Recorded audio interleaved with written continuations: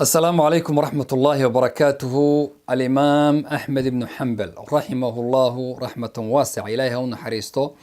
وأفرت إمام مذاهب الأربعة كي ودن بي وندأيرا أحمد بن حنبل وحور شي تاريخ دي هجري ومركز بقول لحدن يا أفر وحونا دنتي لبا بقول أفرتن إيا كو دأديسو تقريبا تضباطن إيا تضبا أيو قاري أحمد بن حنبل هو يدي صفية الشيبانية الأورنجري مقالة بغداد بوكور الشي aabihii isagoo ama caloosha ku jira ama isagoo yar ayuu dhintay wuxuu yiri hooyaday baa gacanta igu qabatay waxayna ii xifdisay quraanka aniga oo 10 jir ah iyo kitaabka alle waxay ii xidhi jirtay dharka ayuu yiri way toosin jirtay salaada subax ka hor biyaha ayay ii kululeyn jirtay bulsi aan ugu weysaysto kadibna wax xijaabkeeda xidhan jirtay masaajidka ayay la aadi jirtay marka ay aragto shurtada booliska iyo soo baxay subaxii bay kaxayn jirtay kadibna waxay oran jirtay intay waxoogaa isiisa buuri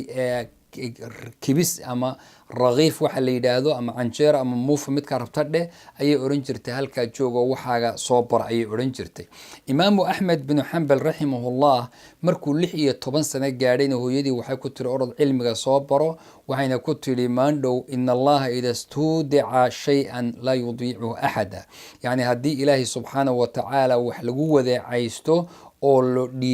dhiibto ma dayaco allah baan ku dhiibay ord wax soo baro ayay tiri wuxuu yiri Imam Ahmed bin Hanbal 70 sano markuu gaadhay hooyadii ayuu xusuusan jiray wuxuu oran jiray rahimallahu ummi كلما تهيأت لصلاة الفجر تذكرتها مركزت أن صلاة الصبح أكعو هو يدي بان حصوصتا محاجر هو يدي بيه أي إيكوليلين جرت أيوري رحمه الله رحمة واسعة وحياه صفية الشيبانية صوامة قوامة قف صوم بلان أو هبين كين استاكتا أي هيد مركا إمام أحمد بن حنبل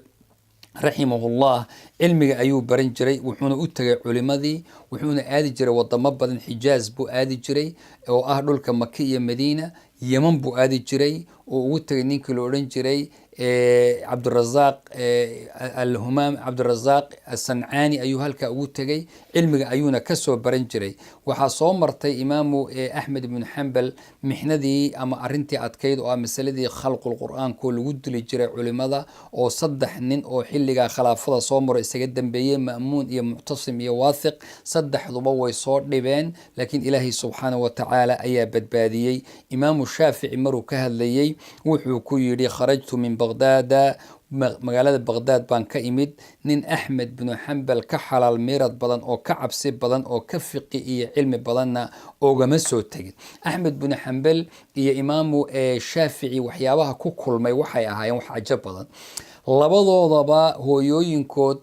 iyagoo yareer bay wiilasha aabayaalkood dhinteen marka hooyooyinkood guur ma guursanin ilmahooda ayay tarbiyadoodii u go'een labadooduba faqiiray ahaayeen waxba gacan kuma haysanin laba agoonna way ahaayeen laba nasab oo fiicanna way ka soo jeedeen arrimahaasina waxay ahayd bal arrimaha ku bixiyay inay dadaalaan oo qofku haduu faqiir yahay i'timaad ala dhaad isaga maaragtay cid kale sugi male haduusan aabba lahayn cid kale u sugi male hooyooyinkoodna way la dadaaleen hooyooyinkeen insha Allah ta'ala iyo gabdhaheennaba awlaadaha la dadaalaan insha Allah ta'ala ilaahina subhanahu wa ta'ala dhurriyatan tayyibah inagu wada arsaaqo a'immatan yuhtada bihim ويقتدى بهم لو ضيضوا أو لو هنوننا إلهي عرورتنا كدي وجزاكم الله خير وبارك الله فيكم والسلام عليكم ورحمة الله وبركاته.